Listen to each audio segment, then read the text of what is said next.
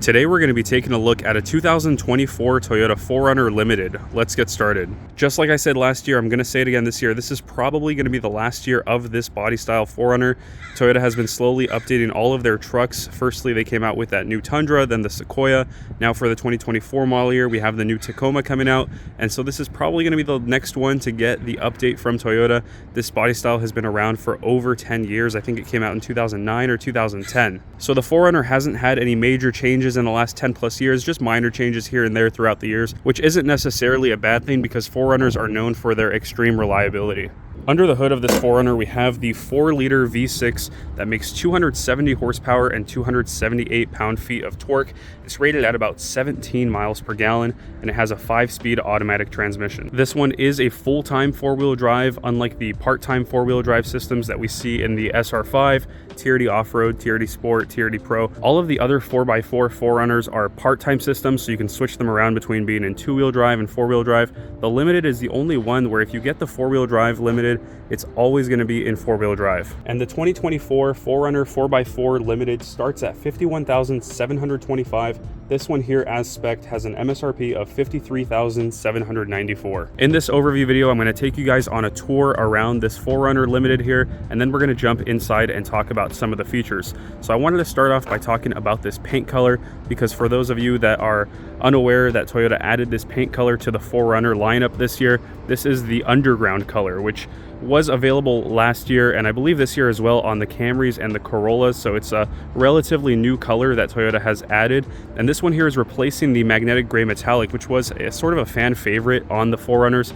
A lot of people really liked the magnetic gray metallic. For the 2024 model year, MGM is no longer available on the 4Runners, and it's been completely replaced with this underground color, which this underground color in certain lightings can look very black. Right now I have it in direct sunlight, so you can see that the paint doesn't really have any like metallic sparkle to it. It's very similar to Lunar Rock in the way that it's just sort of flat, but it's sort of like this paint color is if Lunar Rock met magnetic gray metallic, and this right here is the replacement color for it. Let's go ahead and take a look at the front of this 4Runner Limited. Over here in the front where we have our grille, you can see that there's a lot of chrome. So we have this bar of chrome up here at the top just underneath the Toyota emblem, and then we have a larger bar of chrome right over here, and sandwiched between that chrome we do have a radar right here.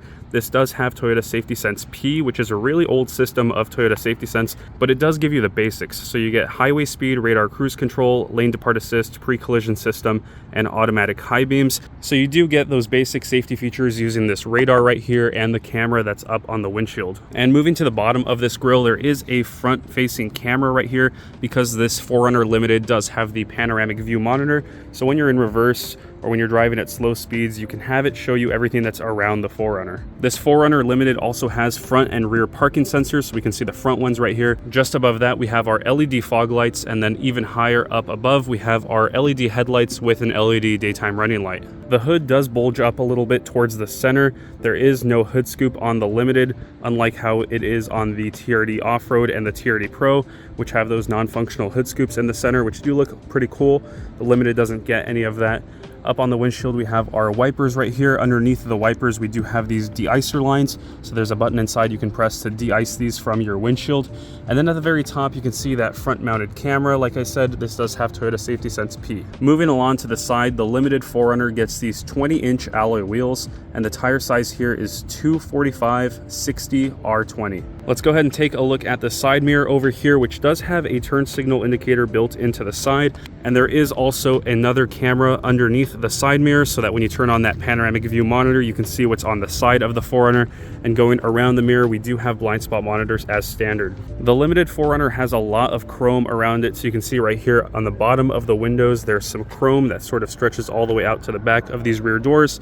At the bottom of the doors, there's also a huge strip of chrome right there, and our door handles are also chrome. And the front door handles have keyless entry, so you can press on these two lines right here to lock the 4Runner, and then as long as you have the keys nearby, put your hand on the door handle, it's going to unlock. The rear doors don't have keyless entry though, so if you just need to quickly get into the rear and you don't want to take the keys out of your pocket, you're going to have to first open that front door, unlock it, and then get into the back. Up at the top, this 4Runner Limited has a silver roof rail. I'm surprised they didn't make it chrome to go along with everything else, but maybe that would have just been way too much chrome for them. But speaking of chrome, there is a chrome Limited badge right over here, just by our fuel door, which does take regular 87 octane gas. Moving along to the back, we have our LED tail lights back here. In the center, it does spell out 4Runner, and you can see we have these two buttons that say lock and unlock. So you can lock and unlock the 4Runner just by being back here. And if you hold down on this unlock right here, you can actually roll down that sliding rear glass. So if you're just coming up to the 4Runner, you can place some objects quickly into your trunk and then just press and hold on the lock button right here, and that should roll up that rear sliding window for you. The rear of the 4Runner also has this tiny little spoiler up here that covers a little bit of the glass, and it actually hides the rear wiper underneath there. Moving down to the rear bumper, we have our rear parking sensors back here, as well as another strip of chrome, and then just below that we have a 2-inch tow hitch receiver, as well as a full-size spare tire underneath the 4Runner. And lastly, on the passenger side, there's one little exhaust tip right there. We're going to go ahead and check out the cargo space of this 4Runner, and to do that, we're going to have to open up the lift gate.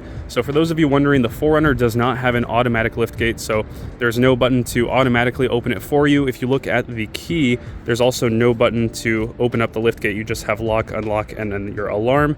So you do have to go over right here, just underneath this end, and press on the button. Then you are going to have to lift it up manually. It is supported by these shocks right here. And to close it, you can either stick your hands into these little cups right here, or you can pull down on this strap and close it the rest of the way. Taking a look at the cargo space, the first thing that we're going to see is these all-weather floor liners that are going to go inside the front later. First aid kit, cargo net, these are some of the accessories that came with this particular 4Runner.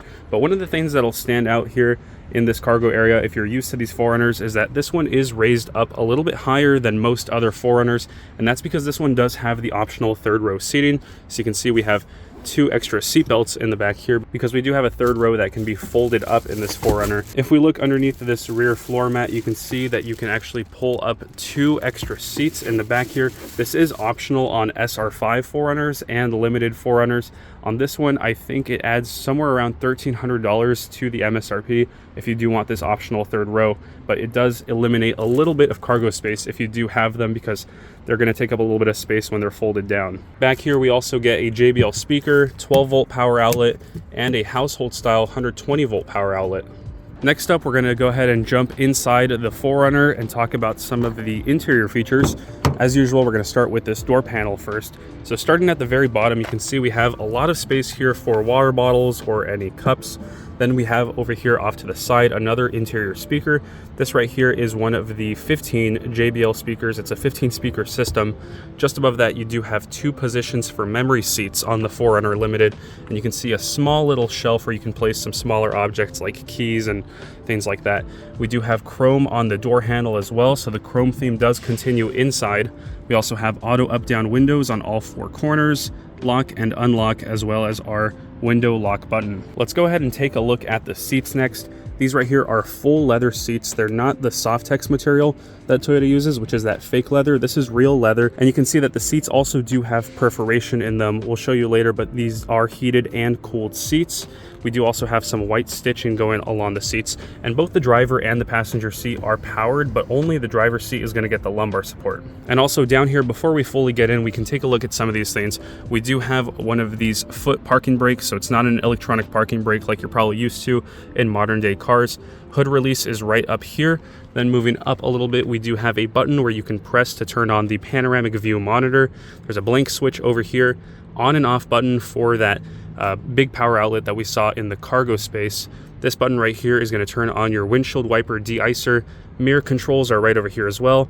Brightness control for the center display, and our automatic high beams. All right, and we are now sitting inside of the 2024 4Runner Limited.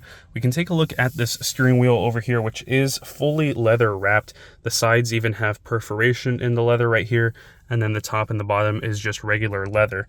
We also have this rectangular airbag right here and horn in the center, and we do have a couple of steering wheel buttons. So on the right side, we have these arrows, which are going to control the menus that you see inside of this 4-inch center gauge cluster.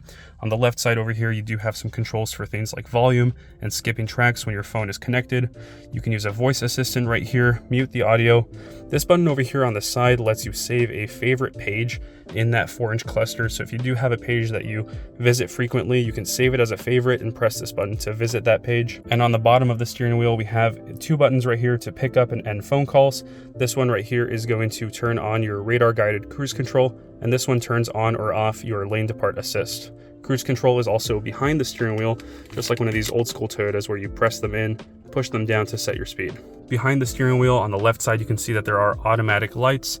On the right side is the wiper controls, and this 4Runner does have a push button start, so we can go ahead and press that right here. It's also behind the steering wheel. Let's go ahead and turn on this 4Runner and see what it looks like on the gauge cluster.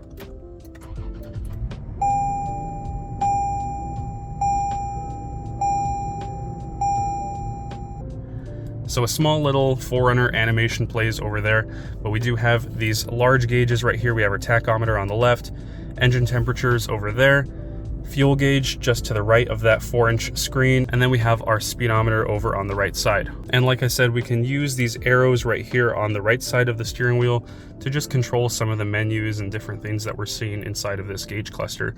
And for those of you that are wondering, the two lights that are on the gauges right now, the red one just tells me that I'm not wearing my seatbelt, and then that green one with a P just lets me know that the parking sensors are turned on. Let's check out the center area over here. So at the very top, we do have an old school digital clock right there. You have your hours and your minutes if you want to change what time it is. I think it is 11:36 right now. It's definitely not 8:35. We do have our emergency light button over here, as well as some air vents. We can also take a look at this screen. This is pretty outdated software by today's standards, but it does support wired CarPlay and wired Android Auto, as well as Bluetooth. This one does also have built-in navigation, which is a little bit outdated and, difficult to use, especially with some of the things that we're used to these days, but it does work. You do have your volume knob and tune knob right here. Hopefully we get some larger screens and the new software when we get the redesigned 4Runner, hopefully next year, fingers crossed. Just down below the screen, we have some of our HVAC controls right here. This dial on the left is going to control the temperature for the driver, and this dial over here to the right is going to control the temperature for the passenger side. And then just down below that, we do have a USB Type A. This is going to be the USB port that you're going to use if you want to use Apple CarPlay or Android Auto. And we do also have driver heated and ventilated seats, so you're just going to want to go ahead and press this button to poke it out. Set it to where you want it, so cooled seat or heated seat, and then just press it right in so that you're not accidentally moving it around. We do also have a 12-volt power outlet over here. Just below that, we have a cup holder right here, which does say remove for large cups, so you can actually go ahead and take this out. If you have a larger cup than usual, you can just take this out right here and fit that inside the cup holder. And then just beside that cup holder, we do have some 4-wheel drive controls. Like I said earlier, this is a full-time 4-wheel drive system, so no matter what mode you're in, you're always going to have 4-wheel drive. However, there are a couple of different modes over here. So we do have high-speed 4-wheel drive with a free center differential. We have high-speed 4-wheel drive with a locked center differential, and we also have low-range 4-wheel drive with a locked center diff. We can also go ahead and take a look at this shift knob right here, which does have this wooden pattern right here to it, which does look pretty nice. That's only on the 4Runner Limiteds. We have some more storage right over here and another one of these cup holders. You can go ahead and remove this one here as well if you have a larger than usual cup. And then just beside that cup holder, we do have two blank switches right here. This is where the heated seats would be in a 4Runner that is not a Limited. The 4Runner Limited does do it a little bit differently by putting the heated seats up in the front over here, just down below the HVAC controls. So the Limited gets these blank switches right here. And then we also have a little push right here to roll down that rear sliding glass. Let's go ahead and take a look at the center console next. So opening it up, it is pretty deep. It does go down pretty far. There is also a 12-volt power outlet in there, so a secondary one. And then over here, you do have a little place where you can place some tissues. So it does say tissue right there. You can slide in a small little pack of tissues right there. And there is also a pen/pencil holder over here as well. So a lot of cool utilitarian things inside this 4Runner. We're gonna go ahead and jump inside the passenger seat next. So more or less the same stuff over here on the door panel. Passenger seat is also very similar. It just doesn't have the lumbar support that the driver's seat has. And stepping inside, you can see that the passenger side also gets a lot of this wood right here. So very cool accent to have. And we do have a locking glove box just down below that, which is gonna have all of the paperwork for the 4Runner. And we're going to go ahead and move up to the top now, where we have a auto dimming rear view mirror. So it does have this auto button right here. You can press to turn that on and it's going to dim for you automatically at night. Just above that, there's a sunglass holder. We also have these three buttons right here that say 1, 2, 3. You can go ahead and connect different garage remotes to open up garages and gates. We have some lights up here as well. Controls for the sunroof, which we do have right over here. We can just manually open that up. And then we also have some more buttons over here. We have traction control to be turned off. We have A-Track, which is Toyota's advanced traction control for off-roading, as well as DAC, which I believe is downhill assist control, or downhill ascent control. One of the two, you can press that if you're going downhill and it's going to assist you with slowing down a little bit.